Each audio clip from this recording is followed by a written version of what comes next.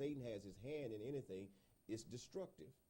And so marriage is honorable in the eyesight of God. It's the right way. It's in the will of God. And anything that's honorable and in the will of God, these are the things that Satan attacks. And most people feel that no joy, no happiness. I mean, you stay married and you stay, then you assume your zeal, your zest that you had when you first started out. But marriage today, if you put work in it, you will benefit from it. It's what you put in this marriage is what comes out of it. And you can, you laugh, and every day you try to do something that will enhance the mate that you have, that God has given you. And I'm a firm believer that when you're doing it God's way, God, every day God will give you something afresh to give or add or to say. And there's a lot of laughter, should be, in relationships and in marriage. And when people fail to communicate, which is a key factor that people fail to do, is communicate. When you're married, just like a mother and a daughter, a father and a son, you should be able to communicate or talk about anything. Because we are still, you may be married, but you're two unique people that come together as one. And I think not long ago I gave you a $2 bill, and which is a prime example of what God is doing. God takes two people and they become one. So if I gave you two $1 bill, that's two individuals. But now they got a $2 bill, which is one, and this is how God wants us to do. God wants us to come together as one in Him. And if we allow Him to come in, and as Proverbs said, that he tells us not to lean to our own understanding, but in all our ways, if we acknowledge God, and there's nothing that we can do that God doesn't know. I mean, we can't hide anything. Even the thoughts that we think, God already knows those. So what we need to do is involve God. And most people, when they don't want to commit, is they don't want to involve God, because they know that there are boundaries. They know that there are certain things that they cannot do when God is involved in it, because the Spirit of God will not allow you to do anything that would be detrimental to your soul. Okay, that's true. And so we need to go, and we need to be setting examples for our younger people today. But at what point do we start this? I mean, do we start as children, age appropriate? I mean, we're in the church, but what are we really teaching? So where does it go? Where does it start, basically?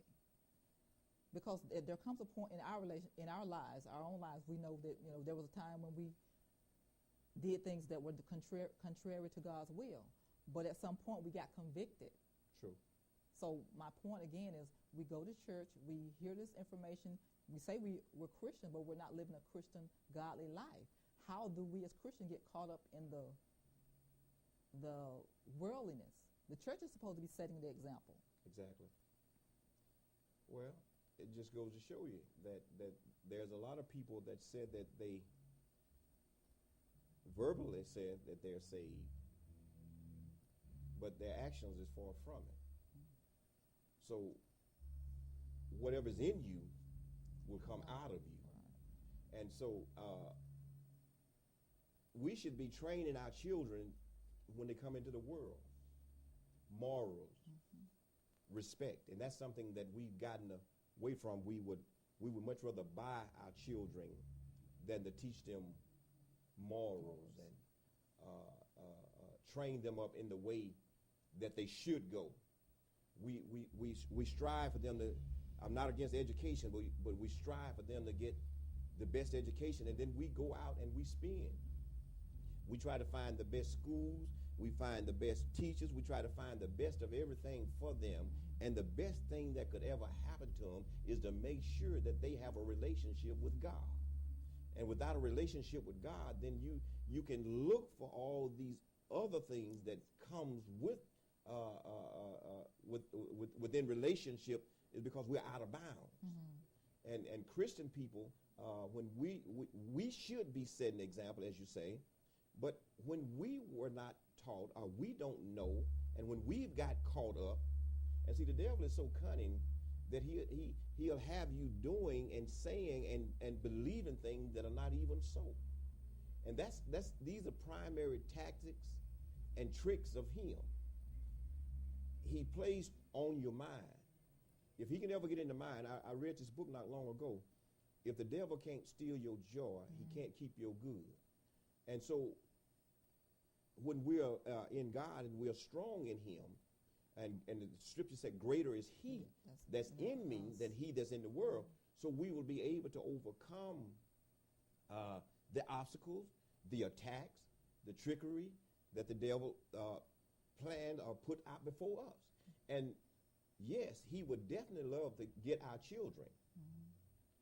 Before the knowledge, when the seed is sown, if the birds, animals, and if we don't put death in it, then the birds can come in and just pluck it. Right. So at an early age, if we instill the right morals, the right principles, and the right teaching in our children, they will grow up with that. Right. But you can't bend a tree when a tree has gotten fully grown. So you don't wait till your children get up a certain age. You need to start speaking it even before they even come into the world. Because don't you know that the devil is even, before they even come into the world, he's already setting traps.